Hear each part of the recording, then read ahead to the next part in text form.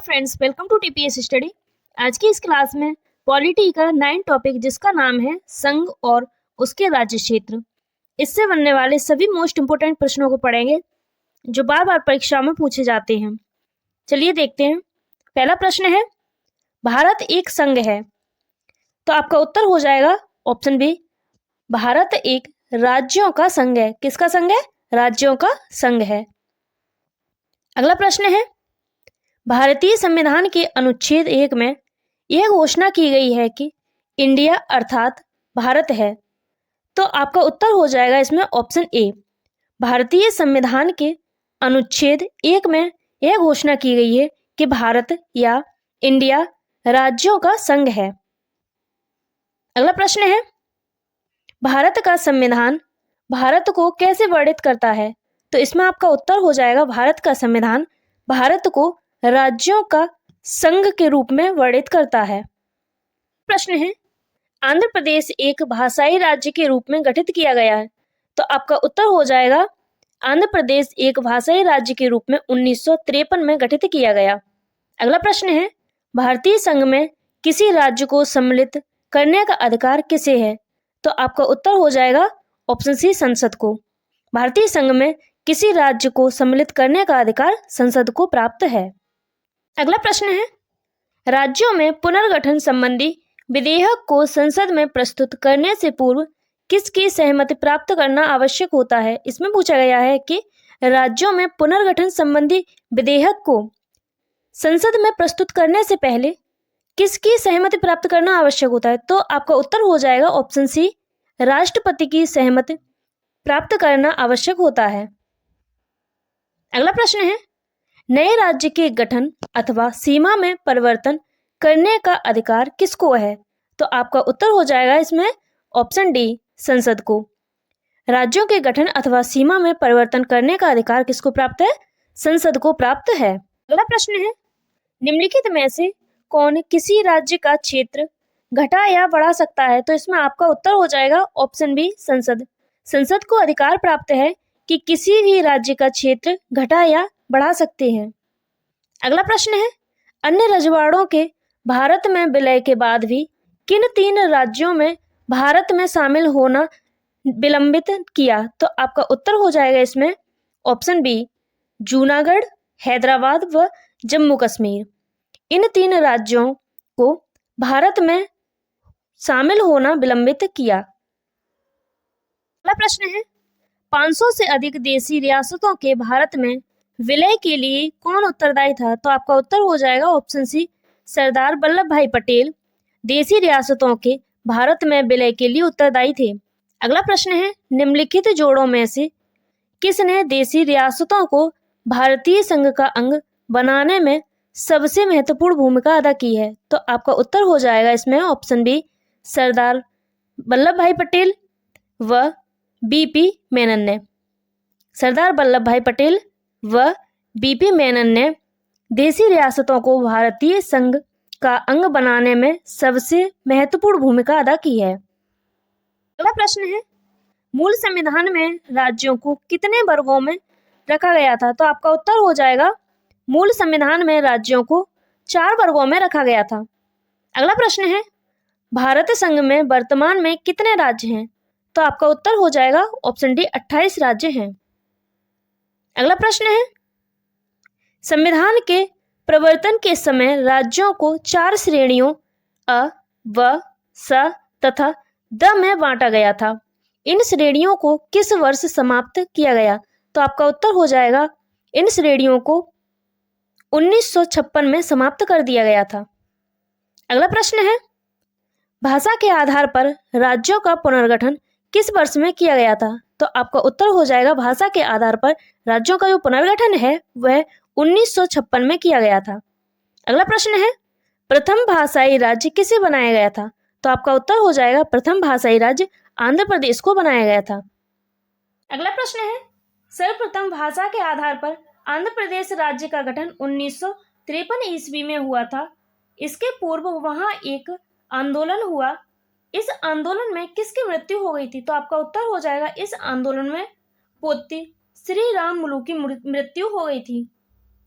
अगला प्रश्न है, मूल संविधान में राज्यों को 4 अलग अलग प्रवर्गों को समाप्त करने के लिए किसकी अध्यक्षता में राज्य पुनर्गठन आयोग का गठन किया गया?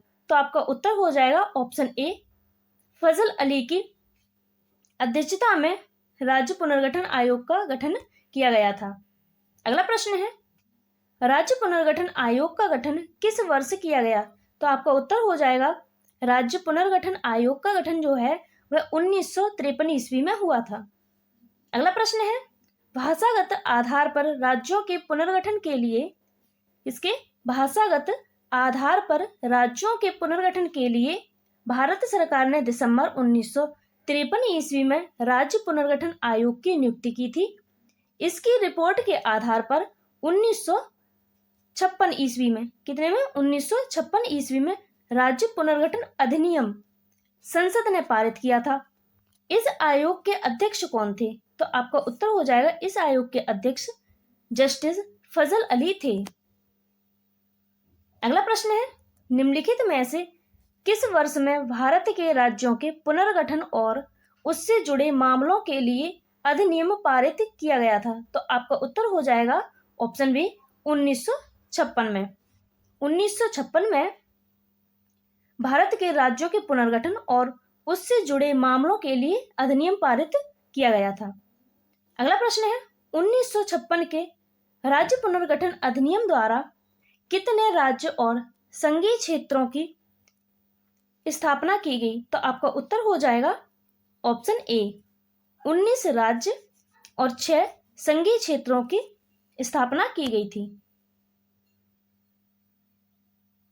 अगला प्रश्न है, वर्तमान में भारतीय संघ में राज्यों और केंद्र शासित प्रदेशों की संख्या क्रमशः कितनी है? तो आपका उत्तर हो जाएगा 28 राज्य हैं और 8 केंद्र शासित प्रदेश हैं।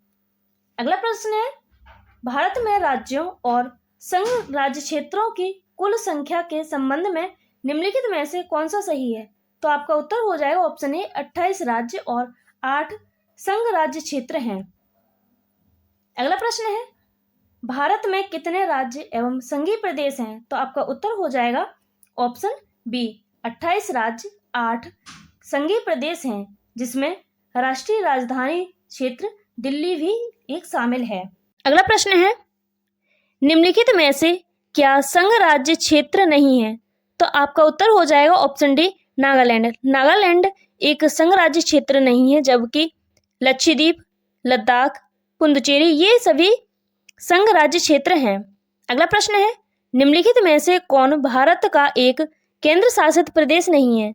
तो आपका उत्तर हो जाएगा त्रिपुरा। त्रिपुरा केंद्र शासित प्रदेश नहीं है, जबकि चंडीगढ़, पुडुचेरी, लक्षद्वीप ये केंद्र शासित प्रदेश हैं। अगला प्रश्न है, कराईकल माहे ये नाम सहित पुडुचेरी की फ्रांसीसी बस्तियों को फ्रांसीसी सरकार ने किस वर्ष भारत को अध्यर्पित किया? तो आपका उत्तर हो जाएगा ऑप्शन बी, 1954 में अध्यर्पित किया था।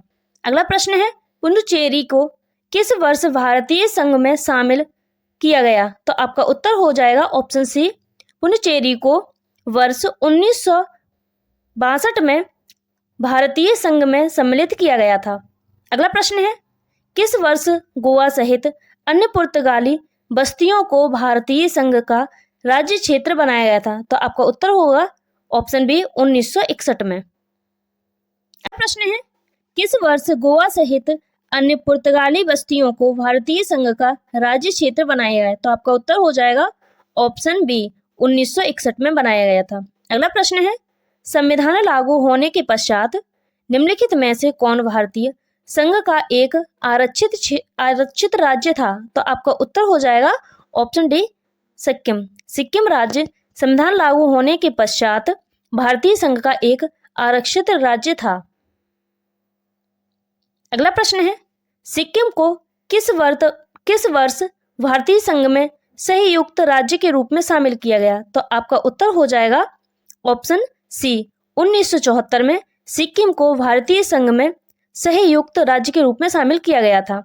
अगला प्रश्न है, किस संवैधानिक संशोधन के अंतर्गत सिक्किम को भारत का एक सह राज्य बनाया गया? तो आपका उत्तर हो जाएगा ऑप्शन बी, 35वें संविधान संशोधन के अंतर्गत सिक्किम को भारत का एक सहराज्य बनाया गया था? अगला प्रश्न है, हिमाचल प्रदेश को राज्य का दर्जा कब प्रदान किया गया? तो आपका उत्तर हो जाएगा, हिमाचल प्रदेश को राज्य का दर्जा 1970 में प्रदान किया गया था। अगला प्रश्न है, संविधान के 65वें, 55वें, 53वें एवं 36वें संशोधन द्वारा क्रमशः क्या हुआ? तो आपका उत्तर हो जाएगा इसमें ऑप्शन सी, गोवा, अरुणाचल प्रदेश, मिजोरम तथा सिक्किम को राज्य का दर्जा प्रदान किया गया। इसमें 56वें संशोधन द्वारा गोवा को राज्य का दर्जा प्रदान किया गया, 55वें संशोधन द्वारा अरुणाचल प्रदेश को राज्य का दर्जा प्रदान किया गया था, 53वें संविधान संशोधन द्वारा मिजोरम को राज्य का दर्जा प्रदान किया गया और 36वें संविधान संशोधन द्वारा सिक्किम राज्य को दर्जा प्राप्त किया गया। अगला प्रश्न है, किस आयोग की अनुशंसा के आधार पर पंजाब पुनर्गठन अधिनियम द्वारा पंजाब और हरियाणा राज्य गठित किए गए?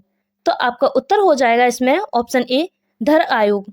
धर आयोग की अनुशंसा के आधार पर पंजाब पुनर्गठन अधिनियम द्वारा पंजाब और हरियाणा राज्य गठित किए गए थे। अगला प्रश्न है, निम्नलिखित में से किस वर्ष सिक्किम को राज्य का दर्जा प्रदान किया गया था? तो आपका उत्तर हो जाएगा, सिक्किम को 1975 में राज्य का दर्जा प्रदान किया गया था। अगला प्रश्न है, लगभग 280 साल के फ्रांसीसी शासन के बाद 1954 में निम्नलिखित में से कौन भारत का एक केंद्र शासित प्रदेश बन गया? तो आपका उत्तर हो जाएगा ऑप्शन सी, पुडुचेरी। अगला प्रश्न है, झारखंड राज्य का गठन कब हुआ? तो जो झारखंड है इसका गठन 15 नवंबर 2000 में हुआ था। अगला प्रश्न है, सिक्किम भारत का 22वां राज्य बना? तो आपका उत्तर हो जाएगा, जो सिक्किम है वह भारत का 22वां राज्य 36वें संविधान संशोधन द्वारा बना था। अगला प्रश्न है, 3 राज्यों छत्तीसगढ़, उत्तराखंड और झारखंड का गठन निम्नलिखित में से किस वर्ष में किया गया था? तो आपका उत्तर हो जाएगा ऑप्शन डी, 2000 में। सन 2000 में छत्तीसगढ़, उत्तराखंड और झारखंड इन 3 राज्यों का गठन किया गया था।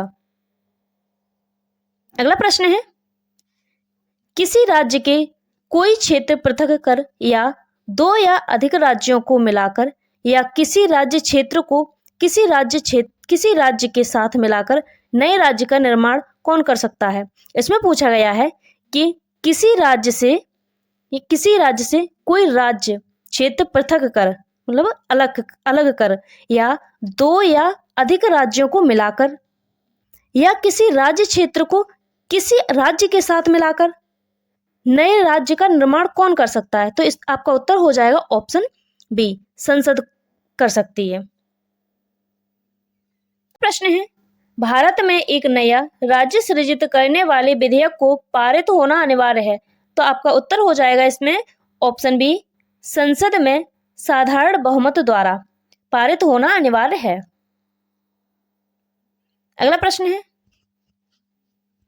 निम्नलिखित में से किस केंद्र शासित प्रदेश को आंशिक राज्य का दर्जा दिया गया है? तो आपका उत्तर हो जाएगा पुडुचेरी।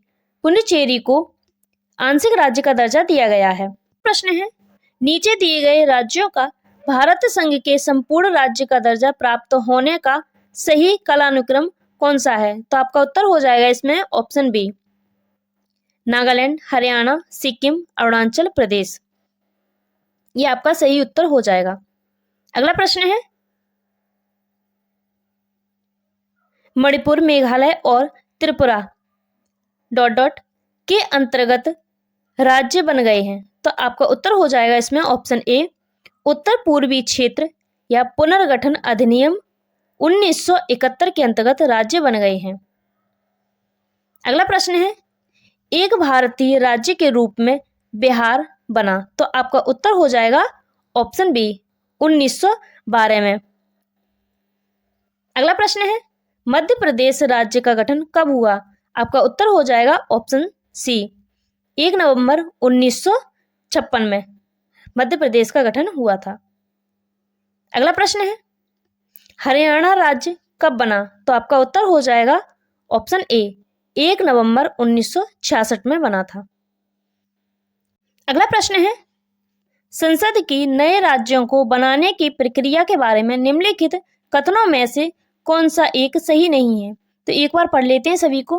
पहला है, संसद विधि द्वारा नए राज्य बना सकती है तथा मौजूदा राज्यों की सीमाओं या नामों में फेरबदल कर सकती है। ये तो आपका सही हो गया। दूसरा है, इस प्रकार का कोई विधेयक राष्ट्रपति की सिफारिश के सिवाय संसद में पेश नहीं किया जा सकता। ये भी आपका सही हो गया।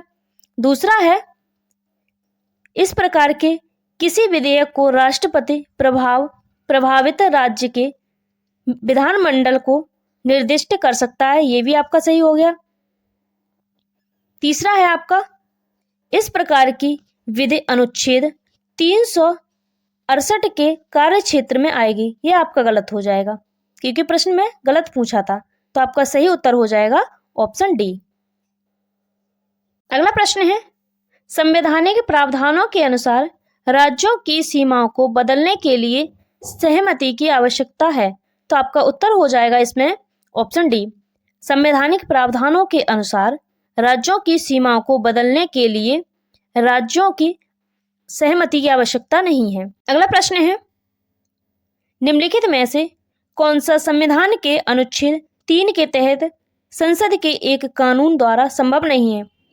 आपका उत्तर हो जाएगा इसमें ऑप्शन डी, नए राज्यों का प्रवेश। नए राज्यों का प्रवेश अनुच्छेद 3 के तहत संसद के एक कानून द्वारा संभव नहीं है। वीडियो अच्छी लगी हो तो लाइक करें, चैनल को सब्सक्राइब करें। Thank you for watching.